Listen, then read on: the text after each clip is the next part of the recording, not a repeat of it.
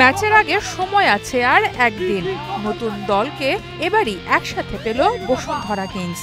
সেখানেই প্রথমবারের মতো পুরো দমে অনুশীলন কিউবা মিচেলের।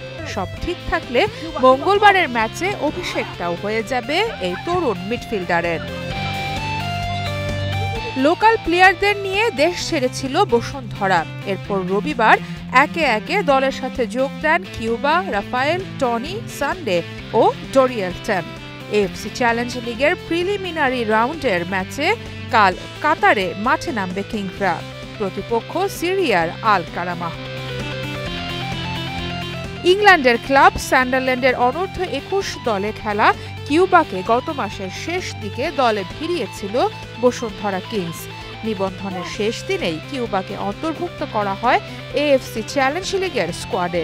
শুধু কিউবাই নন, এই চ্যালেঞ্জ লিগ দিয়ে বসুন্ধরায় নিজের অ্যাসাইনমেন্ট শুরু করছেন দলের ব্রাজিলিয়ান কোচ সার্জিও ফারিয়াসো।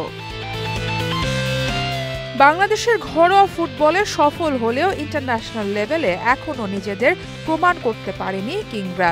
সিরিয়ার ক্লাবটিকে হারাতে পারলে গ্রুপ পর্বে খেলার সুযোগ পাবে তারা।